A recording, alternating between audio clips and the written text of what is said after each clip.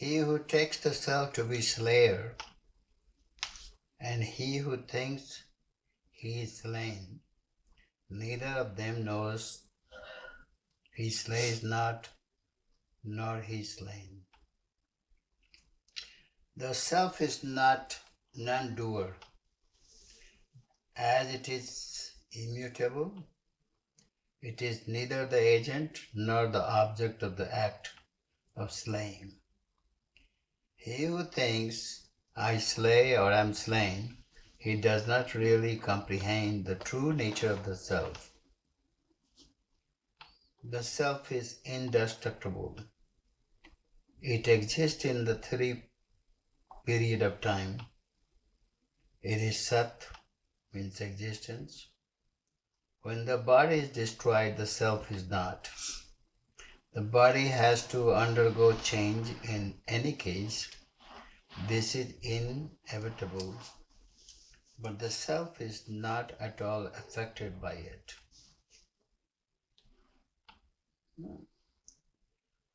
So this is a real true nature of the self, because even the bodies can be end in time,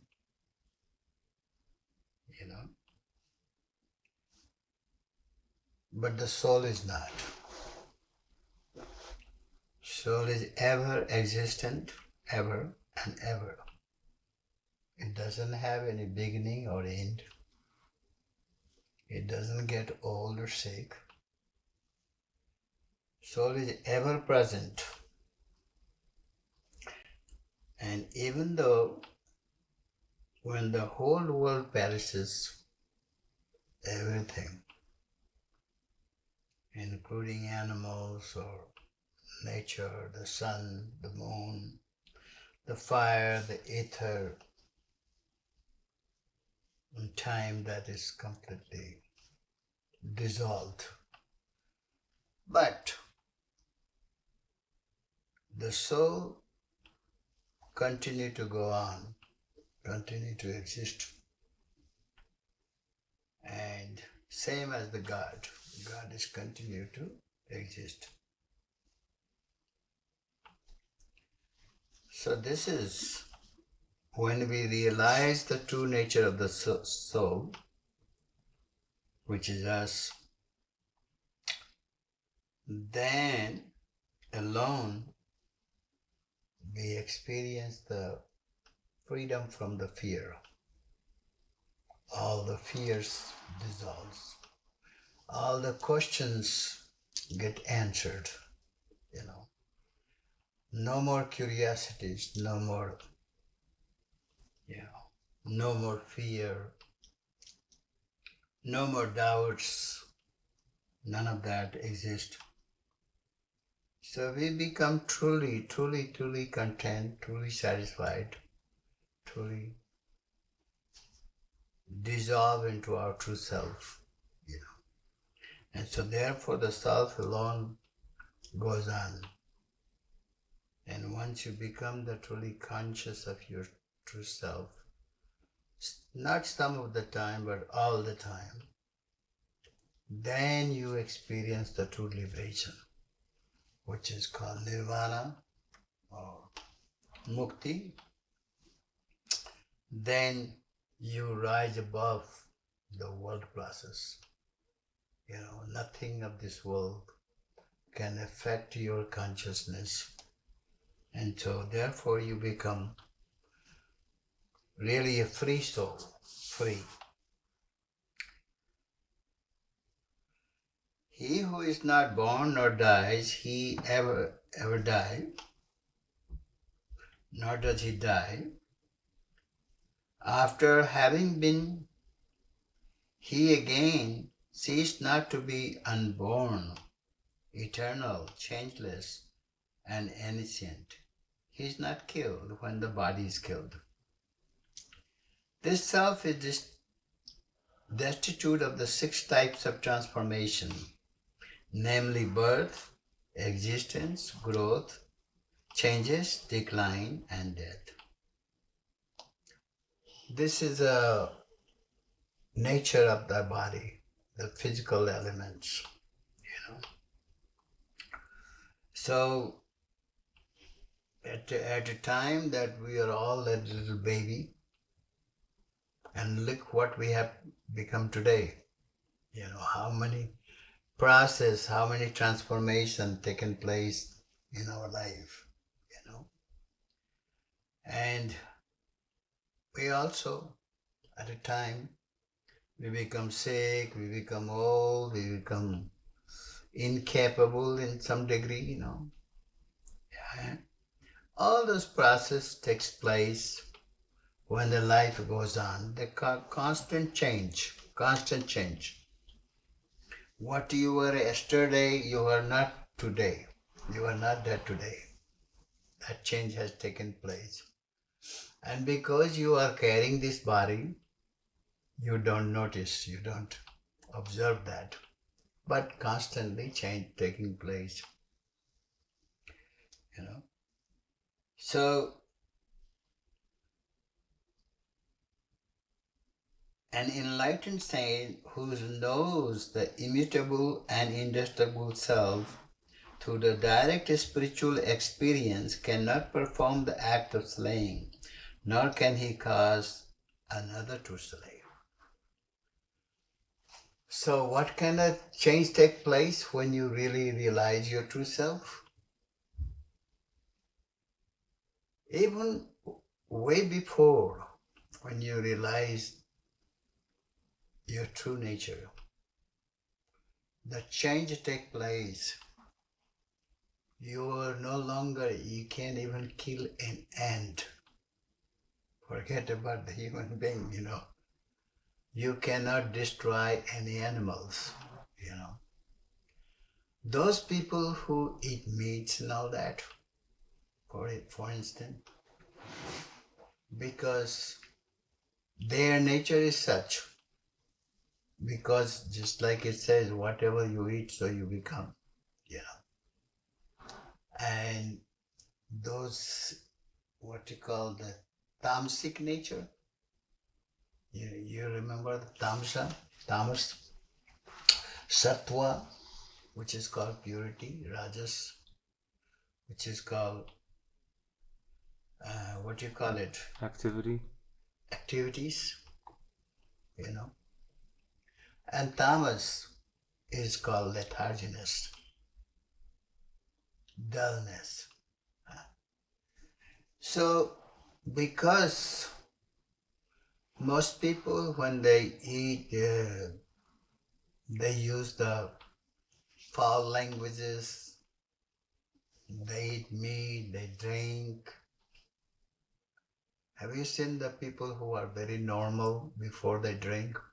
And once they drink, they are not themselves, you know. When they get drunk, they are not. And they will talk a lot of nonsense, you know. So it has changed their brain. They change their judgment, change their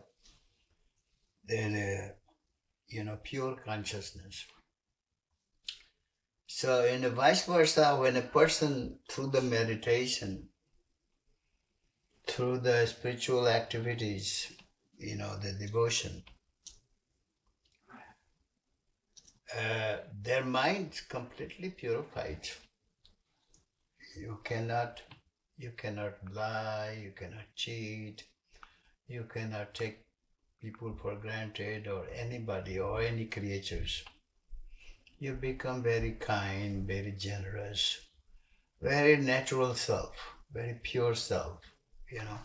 Those things take place, and that's why you become very peaceful too. You become very, very, very peaceful. So therefore, the aroma of peace which already exists inside you, inside all of us. Just like one thing is a package. Unless you open the package, you won't appreciate what it is inside.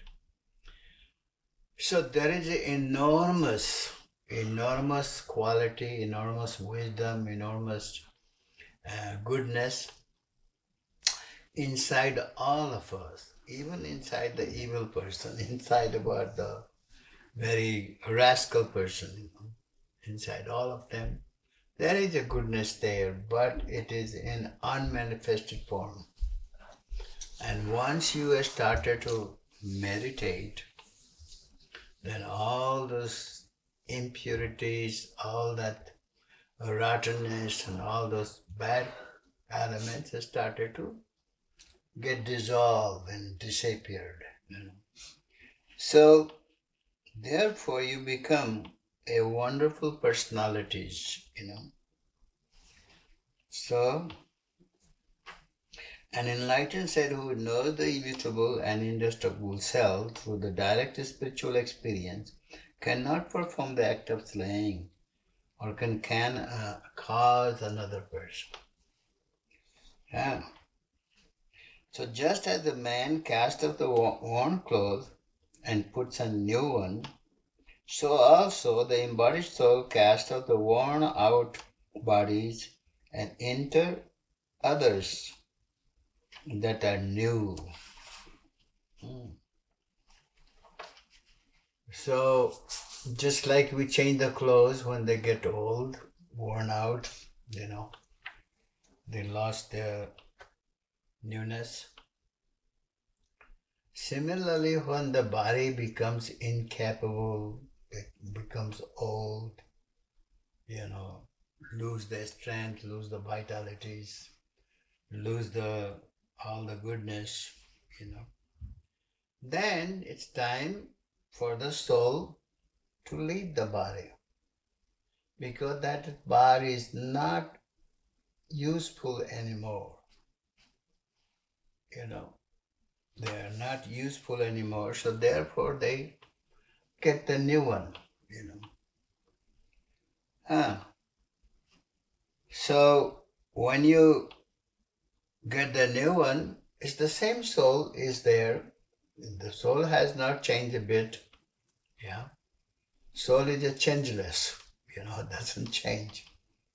It's the same potential, same good qualities, same divinity remains on the soul no matter which body you enter in, it remains. But some people who are very conscious, very realized, very aware, this is what really means being awake. We all sleep in the night and wake up in the morning and then we think I'm awake now, But this is called the physical awakening. But when the spiritual awakening takes place, then you are truly awake. Truly conscious of what is going on in the world, Where do I stand? What is my purpose? When somebody went to Ramana Maharshi and he asked, I go through so much in my life, so much trouble and everything, and I don't know where to start, and I am just lost, very confused. But Ramana Maharshi said, do nothing, just ask this question to yourself, who am I? Who am I? What is my purpose in life? Why I'm here? Very rarely some people ask that question, isn't it? Most people go through and they see this is the world I am in, this is my family, this is my friend, this is my, where I belong. And just move along with all the situation. This is what I'm here. I'm fit right here, So they go on doing the same old thing the other people are doing in the family, And they follow that. But once you realize the true purpose of your life, then you start working on, And once you become awake, that's when you realize that your true purpose is none of this, It's much more than this than what you're already doing. And then the whole 90-degree turn, And then you find yourself completely different, And so the eternal self is in individual, so it has no parts. It is extremely subtle and is infinite. Therefore, the sword cannot cut it, the fire cannot burn it, water cannot wet it, and wind cannot dry it. That's all. Soul cannot be, cannot be destroyed. That's the one word. Soul is not born, cannot be destroyed. Soul is eternal, everlasting, and it is the real. When this soul leaves this body, then the body becomes dead, right? Then body doesn't matter whether it is a young body or old body or middle-aged body, doesn't make difference. They are still no good, right? So, but the soul is the real. Soul is the real who you are, who I am, every one of us. The self cannot be cut, burnt, wetted, or dried up. It is eternal, all-pervading, stable, ancient, and immovable. It doesn't move, Immovable, it cannot be moved. The self is very subtle. It is beyond the reach of the speech and mind. It is very difficult to understand this subtle self. So the Lord Krishna explains the nature of the immortal self in variety of ways with a various illustration and example so that it can be grasped by the people. A sword cannot cut the self because it is eternal. Because it is eternal, it is all-pervading. Because it is all-pervading, it is stable like the statue. And because it is stable, it is immovable and it is everlasting. Therefore, it is not the product of any cause. It is not new, it is ancient. So, by the way, what the soul is, the energy. Do you understand? The soul just like a God, and like we go from temple to temple or church or other places, do we ever see, we see the statue of the God, right? But not God, Just like I live today and you see my picture and you will say, well, this is a picture of Mahatma, right? But that is not the real Mahatma, the real me. Same way you see the statue, it's not the same. You cannot talk to the statue. Statue cannot, converse with you. The statue cannot do anything to you, for you. It's just a symbol. It's a symbol, and this is why you find all over the world that it doesn't matter how many statues, how many people, they have been doing prayers and everything, And this is called the man-made, We made it because of our feeling that I want to love God, I want to be connected with God, I want to be a good person, I want to do the good thing, and So therefore you get drawn to all those things, But that doesn't bear a realistic result. You know what I mean? It doesn't give you the real satisfaction that you want, the real truth that you want to know, And when you become connected with your spiritual self, the soul, the Atman, which is the embodiment of the Paramatman, And once you become connected, once you become realized, then you start seeing the result. It's like a life, it is real. It is not something made by somebody, created by someone. It doesn't have any imagination here or some kind of guesswork. But it is the fact, it is the realities. The same with the yogis, when they meditate and they go in samadhi. You know what samadhi is, yeah? Mm-hmm. And they go in samadhi, then actually they see everything. They see God.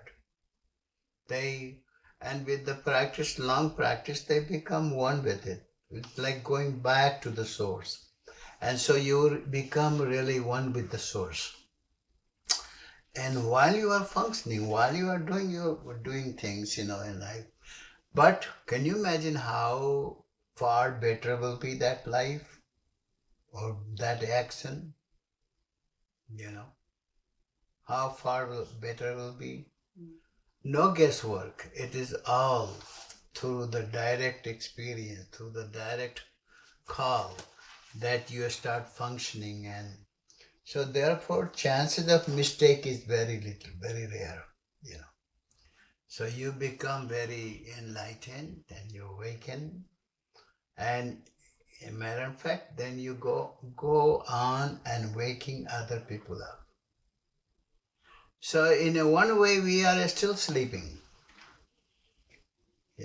because we are still used to doing all the old things that we have done, used to making mistakes, used to lying from time to time, used to do, fall into the prey of the lust or greed or ego or attachments, all those things takes over a person, then you have so many desires, endless desires, and go on trying to fulfilling one after another.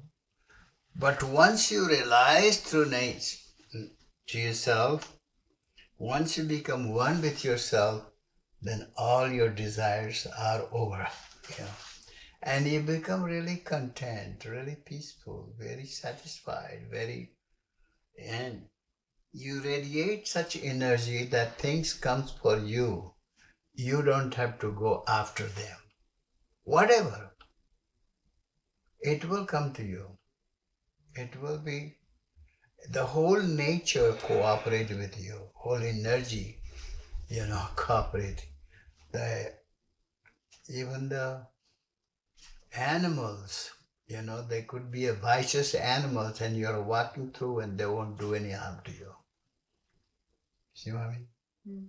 Whatever you call for, it will happen. It will happen. So, therefore you become connected with the whole universe, connected with everyone, connected with the nature, connected with the birds and trees and all the 5 elements of the nature becomes in control. You controls that, you become connected. So therefore they are all working for you. That making sense? Mm. Just like some king, and you are the son of a king or daughter of a king, what happens? You ask for anything, the people will do it for you, And a lot of time they will do it. They know what your needs are. They will just go and get it and take care of it.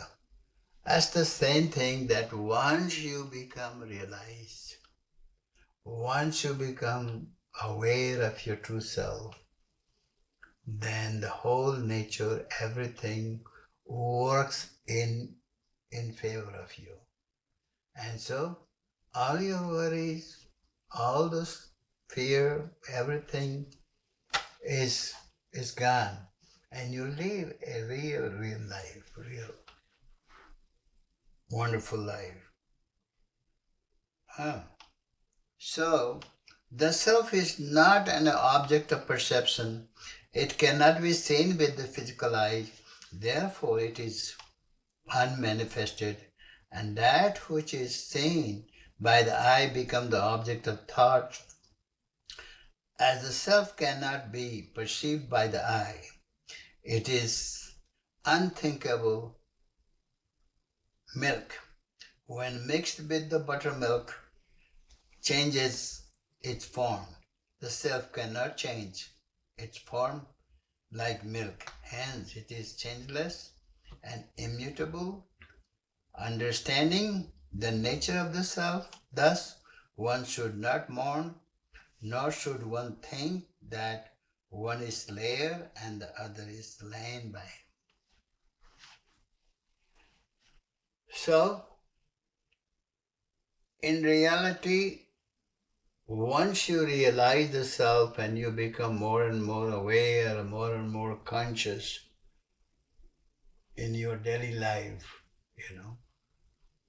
you will be walking just like other persons. You will be talking just like other person. But there will be a specialty in you is that you become really higher up. Higher up means risen above the worldly consciousness. You're functioning just like another person. And they will actually notice the difference in you. They will see, and they will see the difference between you and them.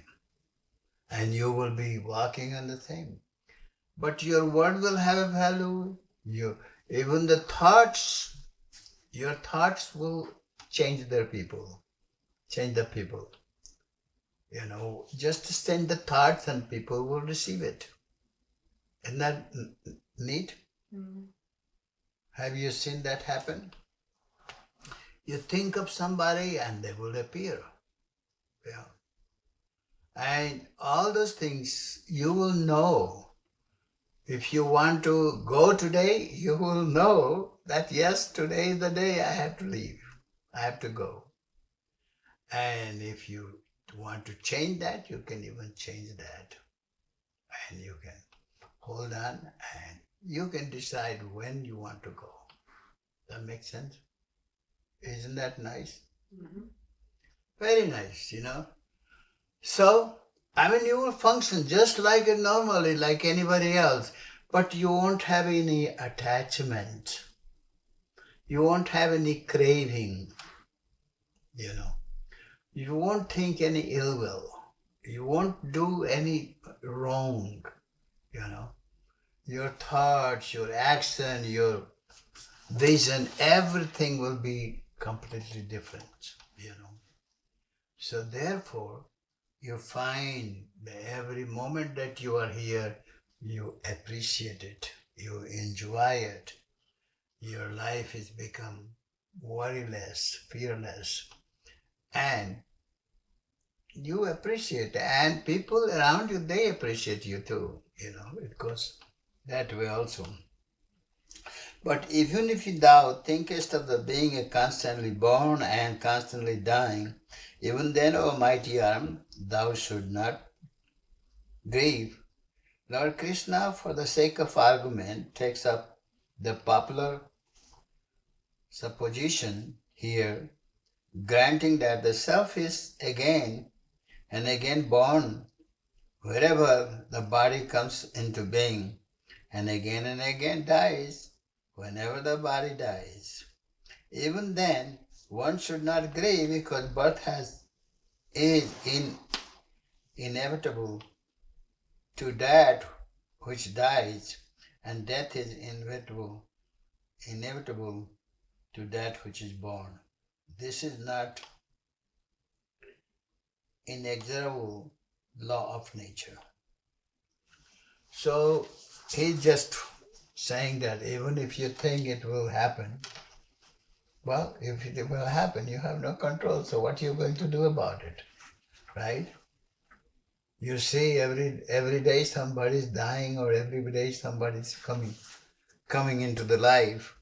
So this is what happens, So you cannot sit back and just weep and cry for somebody dies, or be happy for somebody's coming, Instead, just see what the nature is doing. That's what they have to do. Nature is doing their job, and you should be okay with it. That makes sense? Mm. Birth is sure to happen to that which dies, and death is sure to happen to that which is born. Birth and death are certainly unavoidable, therefore you should not grieve over the inevitable occurrence. Being are the unmanifested in their beginning and manifested in their middle state, and O Arjuna, the unmanifested again in the end, what is there to grieve about? So the physical body is combination of the five elements. It is perceived by the physical eye only after the five elements have entered into such combination. After death, the body disintegrate and the five elements return to their source, right? And the body cannot be perceived now. Therefore, the body can be perceived only in the middle state. The relationship of son, friend, teacher, father, mother, wife, brother, sister, aunt is formed through the body because of the delusion and attachment. Just as logs of the timber unite and separate while flowing down a river, just as the pilgrims unite and separate as at a public inn, so also the father, mother, sons, and brother unite and separate in this world. This world is like a large public inn where people unite and separate. There is no part of the beginning and the end. Even if you see the part of the middle, you should think and feel that it is illusory and that it does not really exist. So also there is no body in the beginning and the end, and that which does not exist in the beginning and in the end must be illusionary. In the middle also you should think and feel that the body is illusory and that it does not really exist in the middle and as well. He who thus understands the nature of the body and all human relationship based upon it will not grieve. This explains everything, isn't it? Yes? Mm. So what do you think? What is your call? It's very liberating, and I think you would appreciate, while you're in your body, you would appreciate life more because you're not constantly worried about keeping your body and not having to live with the fear of losing your body. Mm-hmm. Yep. Or fearing your loved one will lose their body. Mm-hmm.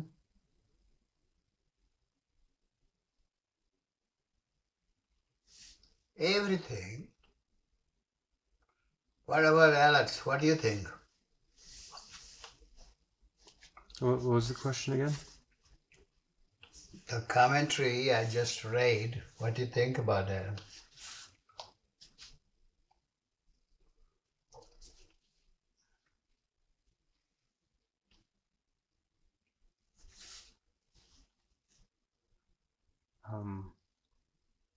Yeah, I'm not in a good place to answer that. Sorry. Okay. All right. How about Nancy? What you got out of this?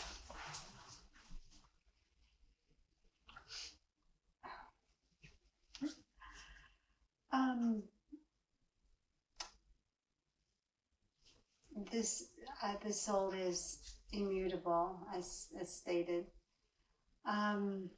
whereas the body is the opposite. It's mutating, changing from hour to hour. Mm-hmm, mm-hmm. So why pin your hopes on that when you don't even know if this body is going to be around much longer?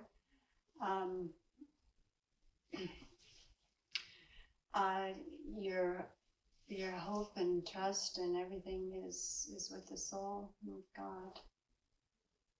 Right. So it really clears out a lot of our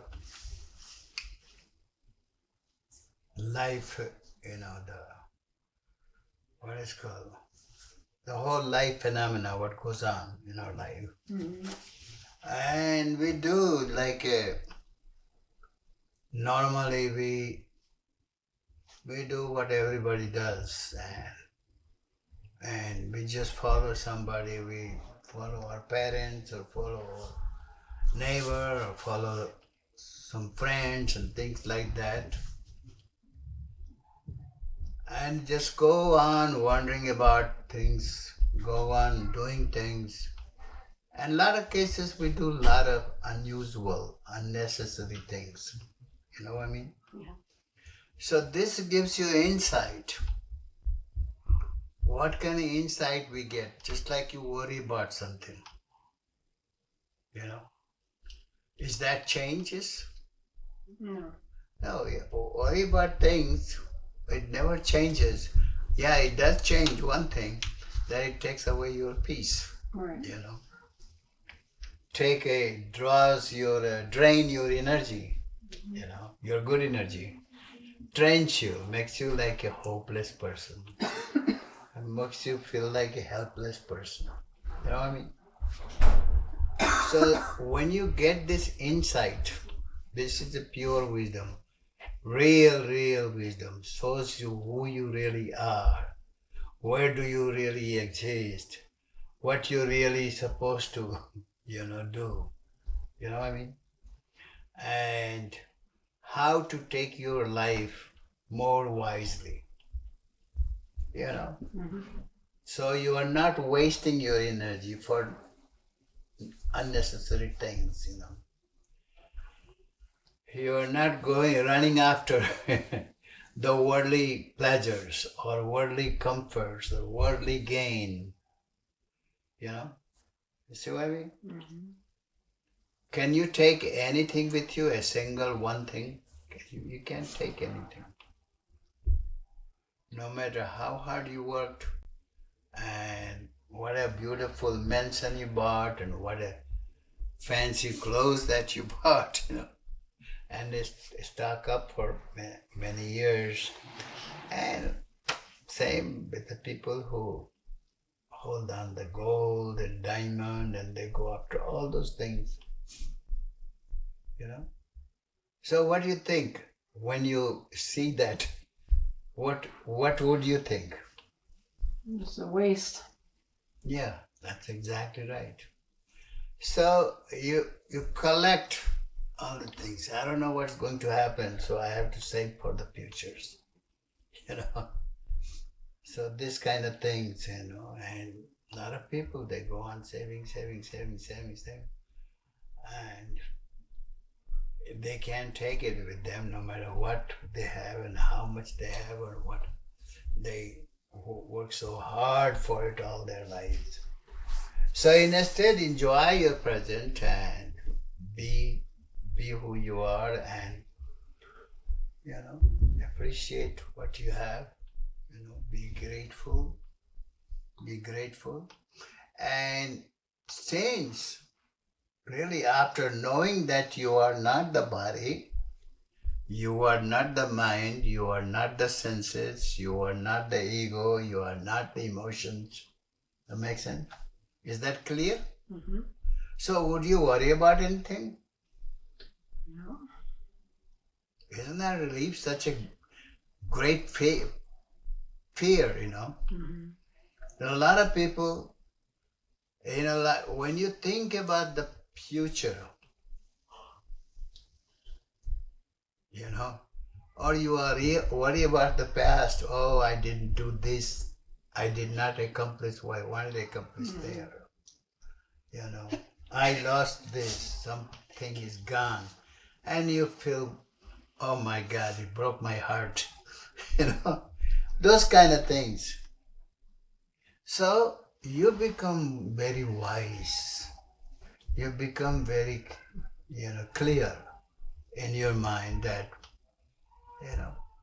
my present is more important than worrying about the future or worrying. The future, nobody has seen. You can't predict the future. And the past, you cannot change. Can you change the past? No. But the present, and a lot of people dwell in the past or future, past to future, past and future. But then in the dwelling on that, then the present also going away, right? And they lose the present and they don't appreciate what they have. I always compare myself with other people, and there are people who are less unfortunate, less unfortunate. And how much, and a lot of time I praise them for what they are doing, and they sustain. For little things they have, and they are very happy. You remember the Saint Francis of Assisi, the movie we saw? And look, and he was happy, very content, very, whatever he had, what little he has, and he was quite happy. And the people who have so much, and more they have, the more miserable they are. Have you noticed that? So this is what happens, that you are not living in the present. You are not appreciating what you have. And therefore, once you become very conscious, then you become very conscious person. That means being alive, being real, be here now. Like what did the Ramdas said? Be here there. And that's really true. Be here now, in present, and appreciate what you have, and be grateful to it. Be grateful to it. Every moment. And so you are living here consciously every moment. You are very conscious. You are not sleep by, You are not sleeping by, you are very conscious, and therefore you appreciate, and that will affect your health, that will affect your happiness, that will affect your, and also radiate that love you experience within yourself, and you feel very connected to God. So that's very good. Let's just stop here. So any question you have, what we discussed.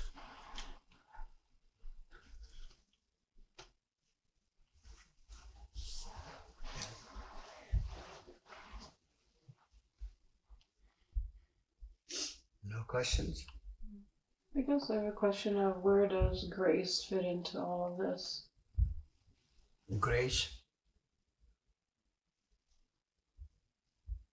Well, grace it's already comes to you when you act very rightfully. Whatever you are doing with a good conscience, then the grace is always there to support you. Okay. You see. But you are doing something bad, then the grace is not there. I see. You see what I mean? When you are not realistic, when you are not pure, when you are not a good person, when you are cheating somebody, you're taking advantage of someone, then the grace is not there. Because remember, God helps those who are very righteous, who are very pure, and a good person. Then grace it, give them more push, what do you go? Mm. So that's what really happens. Okay. But if you are very self-centered and you are only thinking of yourself, or maybe to your immediate family or things like that. So when you are doing that, you are just like a paying up the bill. You know what I mean? And you find there are a lot of your family members they will take from you and they are gone. So don't feel sorry about for yourself because they came to take it what they have given to you. So when they are gone, you should feel very grateful that yes, I have paid up my debt. Mm. See what I mean? You could be your son, your daughters, or even your husband, or your brothers and sisters. So always, don't feel, oh, that person took advantage of me, or don't feel, look at me, I'm fool, I shouldn't have done this. But you didn't have a choice, you had to do it. You see what I mean? Mm.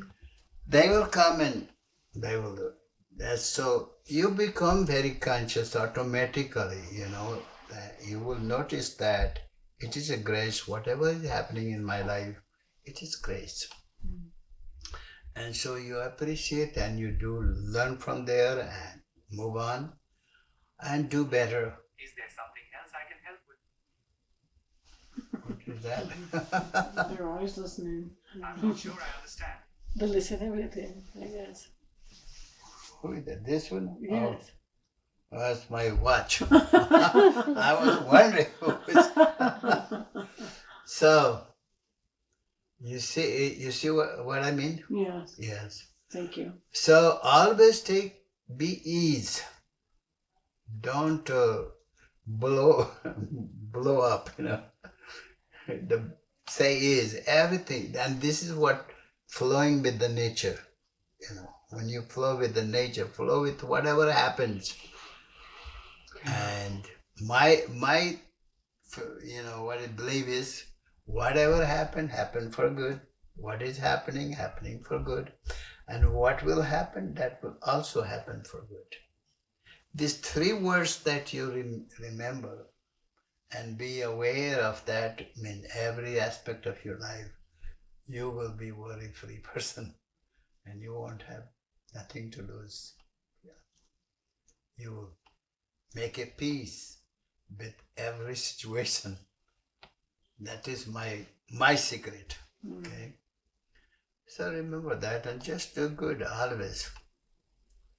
Feel grateful that you have these opportunities. This is the opportunity. So thank you very much. Thank you. Let's have a prayer.